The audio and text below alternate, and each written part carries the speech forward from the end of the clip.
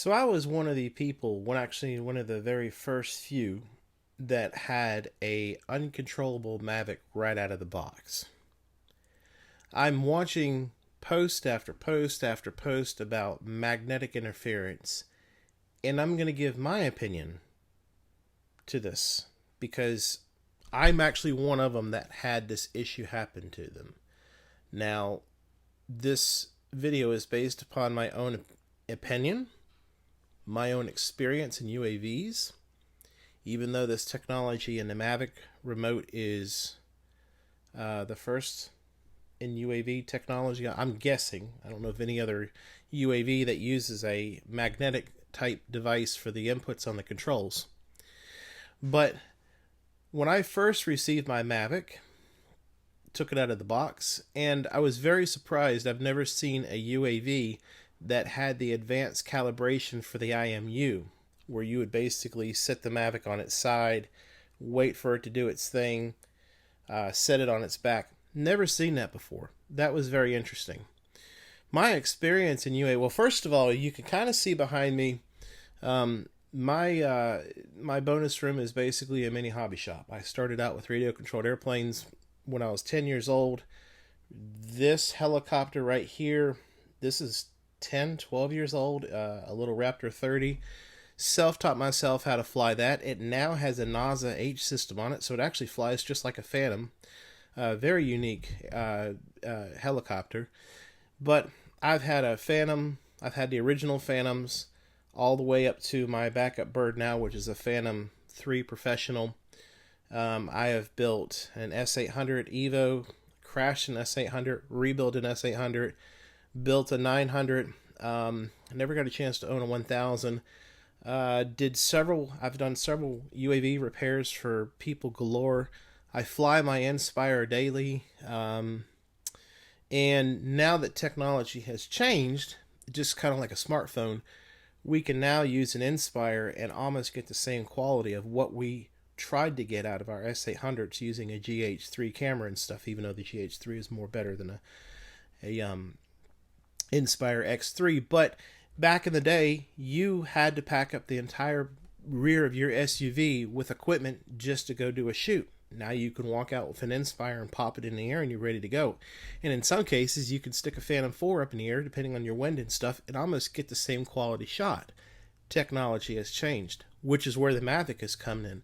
For me, I know a lot of people kind of got mad because I call the Mavic a toy. The Mavic is just to that. It's a toy to me because it's so small and compact. The price point, $1,000, you cannot beat that for what you get in a Mavic if it flies correctly.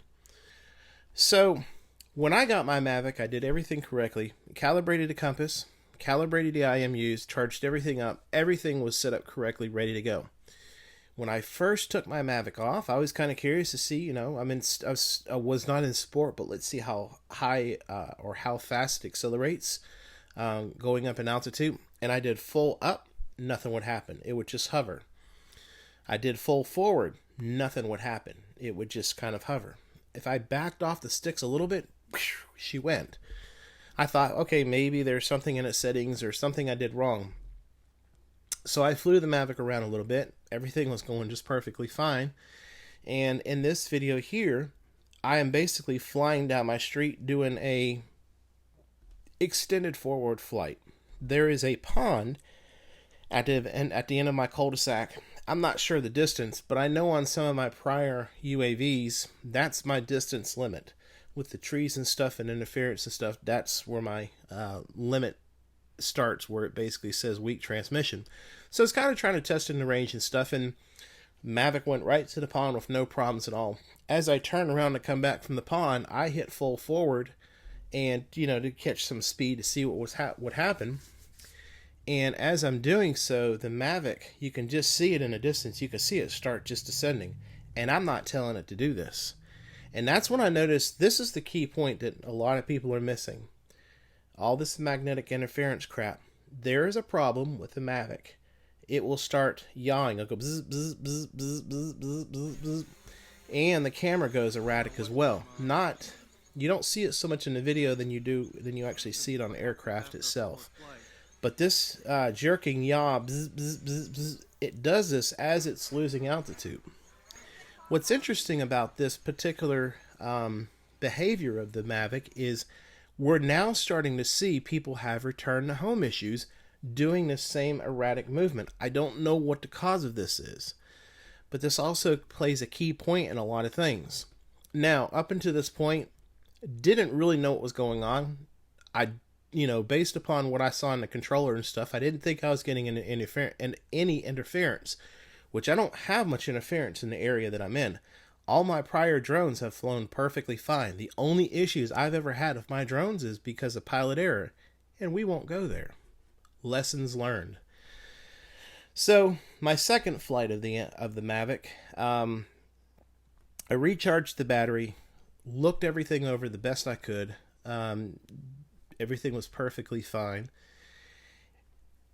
As soon as I take off, it goes up to about 4 feet and it stops, and it's hovering just as perfect as can be.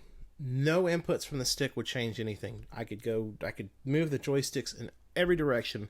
Nothing would happen. The Mavic just stayed there. The only way the Mavic would land is I actually had to go into the app and hit landing, and it landed just perfectly fine. The third flight was done in the evening, right when the sun had went down. And I took off, and I simulated a forward flight real quick. And as I was turning around, it started doing that yawing thing, that yawing issue. I flew just a little bit over this open area field. And it's not even really a field, but a little open area where there's no trees around. So I could at least try to play with the sticks to figure out what was going on. Nothing would do. It was bad. No inputs would change what that Mavic was doing.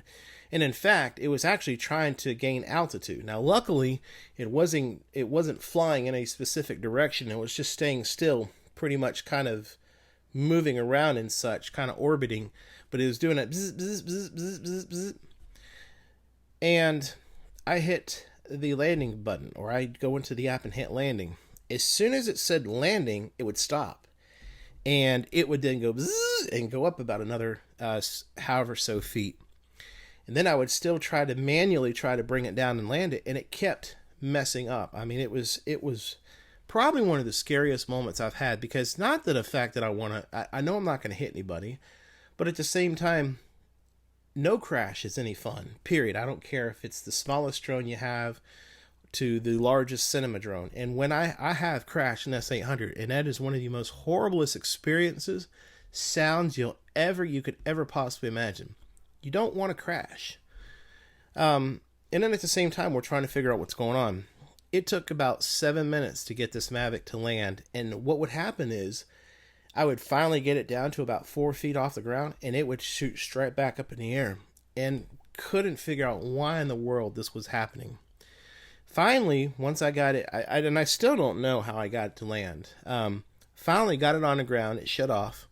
Nothing was damaged. Nothing was crashed. That was it. I terminated the entire operation from then. Came inside, pulled my flight data video. If you go into the app, you can hit play and play back your map route, but you can also hit the controller icon and see what your controls are doing. And the problem is, the controls were up and to the left. Full up, full left. I wasn't doing that. Now here's where I'm getting at. Just saw the magnetic video and stuff. It's not what my controller was doing. My controller was full up, full left. The only thing I could think of is it possibly put the Mavic into return home mode, even though it didn't show it on the controller.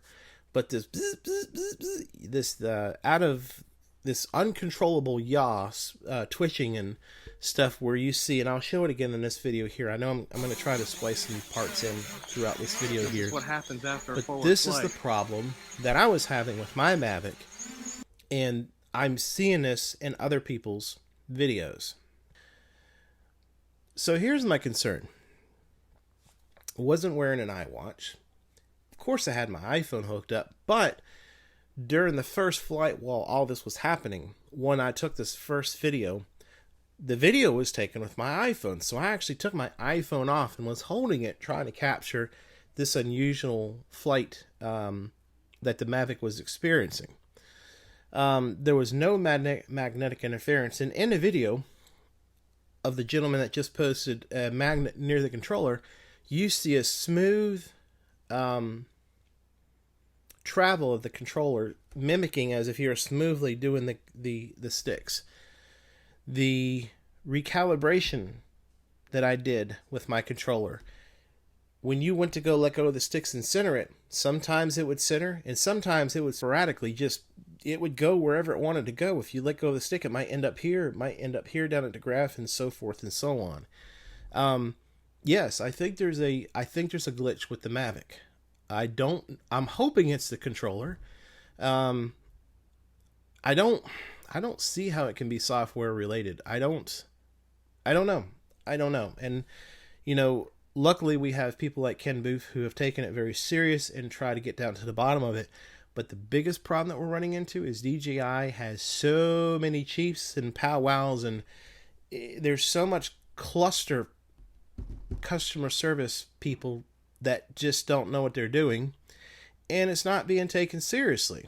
And I think that's a serious concern, because we don't know what the sales numbers of the Mavics is. I couldn't even take a guess, but I can tell you it's going to be record shattering breaking. So, I hope DJI, who knows, I hope they'll get off their butts and take this stuff very seriously and figure out what is wrong with our Mavics, because I can tell you right now, if this is a glitch that is going to explode in a snowball effect, the karma is going to be the one that's going to have the laugh at the end.